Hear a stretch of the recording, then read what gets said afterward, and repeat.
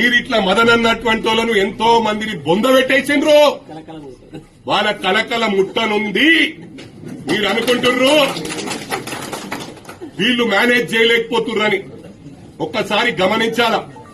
ఇలా సెక్రటరియట్ కూడా కూల్చేసారంటే వాళ్ళేమో నిధులెళ్ళే అంటారు. అది కూడా చెప్తున్నా. ఈ వాస్తవం. దాన్ని కొట్టిపడేసిరు. మంచిగా ఉన్న బిల్డింగ్ కొట్టేసిర్రు. ఇలా సెక్రటరియట్ శూన్యకి చాలా బ్రహ్మాండంగా కనిపిస్తుంది. అని లీక్లు అవుతున్నాయి. అంటే వీళ్ళు డబ్బులు ఏ విధంగా ఇష్టారాజ్యాన్ని ఖర్చు పెట్టిరు. అరే నా కొడుక నేను ఆ రోజు కూడా చెప్పినా, నీ మామ ఫామ్ హౌస్ పోతందుకు 800 కోట్లు. అంటే ప్రతి సంవత్సరం ఆ సెక్యూరిటీ ఆ బందోబస్తుకు నెలకు 80 కోట్ల రూపాయలు ఖర్చు. ఏడాదికి ఎంత అవుతుంది? ఇవన్నీ గమనించాల. గతంలో కూడా చెప్పిన వక్ఫ్ బోర్డు భూములు సహా, అసైన్మెంట్ భూములు స్వహా, సిటీల గవర్నమెంట్ భూములు స్వహా మొత్తం అమ్ముకోగొట్టిరు.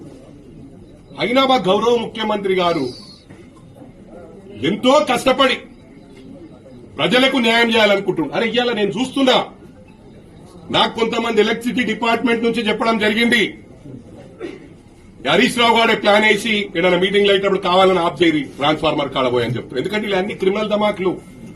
నేను ఎలక్ట్రిసిటీ డిపార్ట్మెంట్ కూడా నేను విజ్ఞప్తి చేస్తా ఉన్నా. కొంతమంది వాళ్ళ ఫేవర్ లో పనిచేస్తా ఉన్నారు. 15 నిమిషాలు అయ్యే పని గంట సేపు చేస్తున్నారు రిపేర్కి వస్తే. మీ అందరికి కూడా విజ్ఞప్తి చేస్తా ఉన్నాను. ఎందుకంటే మంచిగా చేసే వాళ్ళు కూడా ఉన్నారు దీంట్లో. కొంతమంది నా దృష్టిలో వచ్చిండ్రు. రైతులకు సహకరించకపోతే సస్పెండ్ తప్ప మీకు ఇప్పుడు కోతకొచ్చినాయి. రైతులకు సహకరించండి, కరెంట్ ఇబ్బంది పెట్టకండి. కొడుకులు రెడీగా ఉన్నారు, ఏదోటి చేద్దాం ఇష్యూ. వీళ్ళకి నిద్ర పడతలే. బావగానికి బొమ్మడిదికి ఇక మళ్ళా మేము సీఎంలం అయిపోతాం పైసలు వచ్చేస్తే అని. ఈ ఫస్ట్ ఏమో ఏది మొగడు దచ్చినోడు కూర్చున్నాయి ఒక నెల 2 నెలలు. ఇప్పుడు ఇక ఈ దొరికినాయి, ఏదోటి దొరుకుతుంది. ఎప్పుడు ఏది దొరుకుతుందని చూసి మళ్ళా హీరోలాగా అవుతున్నారు. బిడ్డ మేమందరం బయటకెళ్తే మళ్ళా మీరు వెళ్ళరు ఇంట్లోకి. ఇలా గాంధీది కూడా చెప్తున్నా, గాంధీ నాన్ కరప్ట్. ఈ ఆనవాయితీ తెచ్చిందే మీరు. ఇవాళ కూడా చెప్పుండ్రి మాకు ఫుల్ మెజారిటీ ఉంది. ఎవడు రాబాయి దీన్ని పుల్లబెట్టిండు? 6 నెలల పడిపోతుంది ప్రభుత్వం. 6 నెలల అంటే 6 నెలలు ఎట్లా పడిపోతుంది రాబాయి? మాకు మెజారిటీ ఉండాలి అంటే మా వాళ్ళని కొనుక్కుందాం అనుకుంటున్నా. మీరు మా వాళ్ళని కొనుక్కుందాం అనుకున్నావు రాబాయి? బాబామర్లు అడుగుతున్నా అన్నది మీరే కదా రాబాయి. ఇవాళ ఎందుకు బాధపడుతున్నారు? ఇవాళ ఆపేసినాం మేము. అటువంటి చేయలే. గేట్లు ఓపెన్ చేస్తే మొత్తం పడేస్తారు. ఇట్లా 2 మంత్రులు ఇస్తే మొత్తం ఖాళీ అవుతుంది. ఆల్రెడీ ఒకరు మాట్లాడిర్రు, మాకు 2 మంత్రులు ఇండ్రి మొత్తం 26 మందిని తీసుకొని వస్తామన్నారు.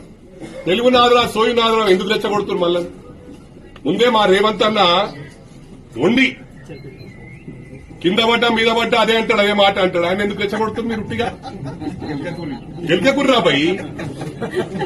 మీది మీ బొంద మీరు దవ్వుకుంటుర్రు.